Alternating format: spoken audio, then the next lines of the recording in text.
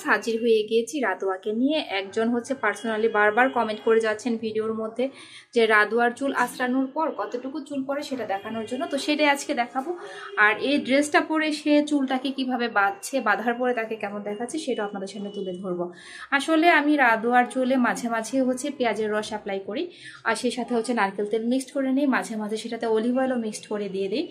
আপনারা চাইলে এক এক দিন এক এক ধরনের হচ্ছে রেমেডি চুলে অ্যাপ্লাই করতে পারেন। তো দেখুন মাশাআল্লাহ ওর চুলের লেন্থ কিন্তু আগের চেয়ে অনেকটাই চেঞ্জ হয়ে গিয়েছে। তো চলুন দেখি ওর চুল আঁচড়ানোর পর কতটুকু হচ্ছে চুল পরে সেটা আপনাদের দেখাই। তো আমি হচ্ছে ওর চুলে হচ্ছে প্রথমে মোটা শলা চিরুনি ব্যবহার করেছি, তারপর এটা দিয়ে আস্তে করে আঁচড়ে দিচ্ছি। তো চলুন আঁচড়ানোর পর দেখি কি হয়। তো রাধু, এটা যে তুমি একটু দেখাও সবাইকে। রাধু দেখানোর চেষ্টা করছে, এটা যে রাধু, এই যে চুলগুলো দুই ভাগ করে সামনে এনে সবাইকে দেখাও। তো 1 বছরে কিন্তু তার অনেকটাই চুলের লেন্থ বেড়ে গিয়েছে। দেখুন সে কিন্তু মাশাআল্লাহ সবাইকে দেখানোর চেষ্টা করছে যে তার চুলের লেন্থ কতটুকু বড় হয়েছে। তো সে এখন আপুর মতো প্রপারলি চুলের কেয়ার করে, খাওয়া দাওয়াটাও ঠিক হয়ে গিয়েছে, প্লাস হচ্ছে চুলটাকে বড় করতে চায়, যার কারণে ওর চুলেরও এখন আস্তে আস্তে কেয়ার নেওয়া হচ্ছে। তো যারা যারা হচ্ছে এখন প্রথম থেকে রাদোয়ার ভিডিওগুলো ফলো করবেন তারা অবশ্যই দেখবেন যে রাদোয়ার চুলও মাশাআল্লাহ রায়ের মতো আস্তে আস্তে হয়ে যাবে। তো চলুন এখন তার চুলে আসতে দেখি যে চুলে কতটুকু চুল পড়ে, সেই সমস্যাটা কতটুকু। গরমে বাচ্চাদের চুলের ঘোরা ঘামে বেশি, আর সেই কারণে চুলটা বেশি আঠা আঠা ভাব হয়ে যায়, আর সেখান থেকে উৎপত্তি হয় উকুনের। তো আমি সব সময় চেষ্টা করি আমার 2 মেয়ের মাথার চুলেই প্রথমে হচ্ছে মোটা শলার চিরুনি দিয়ে জটটা ছাড়িয়ে নিতে, তারপর চিকন শলার চিরুনি দিয়ে চুলটা আঁচড়ে দিতে। দেখুন চুল জট ছাড়ানোর পর তার এই পরিমাণ চুল ঝরেছে মাথা থেকে। তো যে স্পেশালি হচ্ছে বারবার কমেন্ট করছিলেন যেসব আপুরা বা রায় রাদোয়ার ভক্তরা, তাদেরকে দেখানোর জন্য আজকে স্পেশালি রাদোয়াকে দিয়ে এই ভিডিওটা বানানো হয়েছে। তো সবাই কম বেশি বলেন শুধু রায়ার চুলের রিভিউ দেওয়া হয়, রাদোয়ার চুলের রিভিউ বেশি দেওয়া হয় না। আমি চেষ্টা করি 2টা বাচ্চার চুলের রিভিউ দেওয়ার জন্য। তো এখন আমি উকুনের চিরুনি দিয়ে চুলটাকে একটু আঁচড়ে দেব। কি কারণে আঁচড়ে দেব? যদি মাথায় ছোট ছোট উকুন হয়ে থাকে, যেটা একদম চামড়ায় বসে থাকে আর বাচ্চাদেরকে খুব বেশি ডিস্টার্ব করে, বাচ্চাদের খুব দেখায় মাথা চুলকায়, তো সেটা আমি আজকে এনে দিচ্ছি। আমি সবসময় তাদের চুলে দেখা যায় যে চুল আঁচড়ানোর পূর্বে এই কাজটা করে থাকি, যখন আমার কাছে মনে হয় যে ওদের মাথায় উকুন হওয়ার সম্ভাবনা রয়েছে ঠিক সেই টাইমটাতে। তো রাদোয়ার চুল অলরেডি আঁচড়ানো হচ্ছে বারবার, আর দেখা হচ্ছে যে চুলে ডিম হয়েছে কিনা। তো আরেকটা জিনিস আপনারা খেয়াল করলে দেখতে পারবেন রাদোয়ার চুল কিন্তু মাশাআল্লাহ অনেকটুকু বড় হয়ে গিয়েছে, আর এখন থেকে তার বাকি চুলের লেন্থ বাড়ার জন্য বেশি সময় লাগবে না। বেশি সময় লেগে যায় বাচ্চাদের চুলের লেন্থ বাড়ানোর জন্য ঘাড় অবধি নামা পর্যন্ত।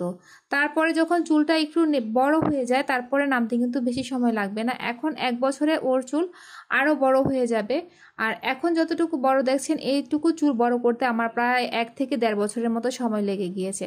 আর দেখুন চুলের গোছাও কিন্তু মোটামুটি মাশাআল্লাহ আগের থেকে চেঞ্জ হয়েছে।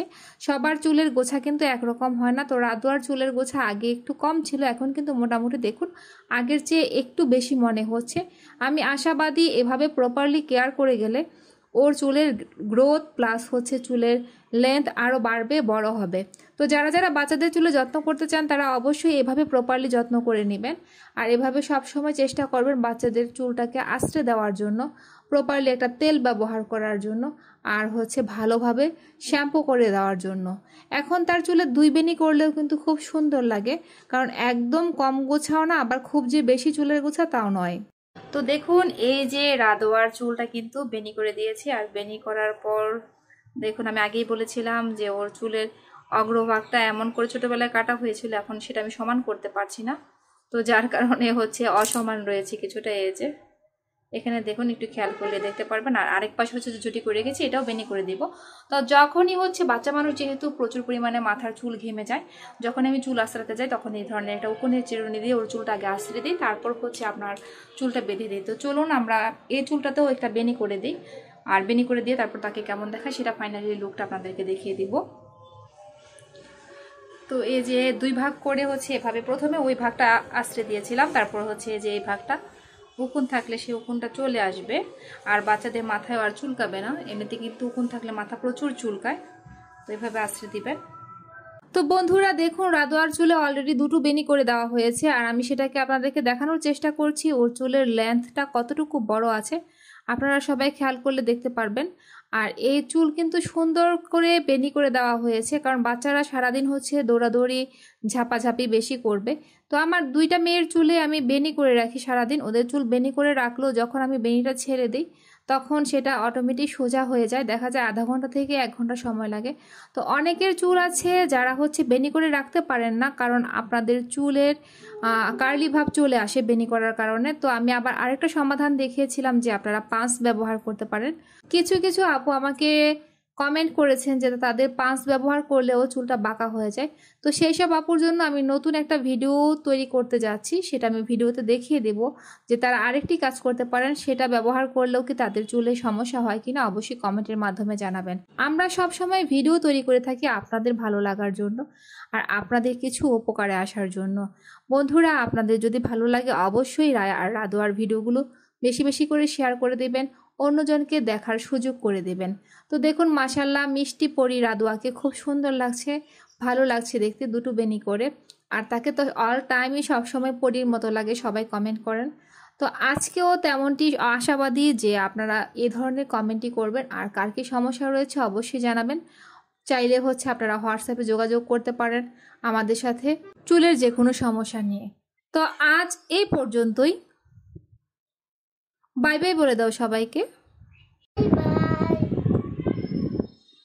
তো বন্ধুরা, আজ এই পর্যন্তই, আবার দেখা হবে নতুন কোনো বিষয় নিয়ে বা চুলের কোনো সমস্যা নিয়ে সমাধানের জন্য আপনাদের সাথে। আল্লাহ হাফেজ।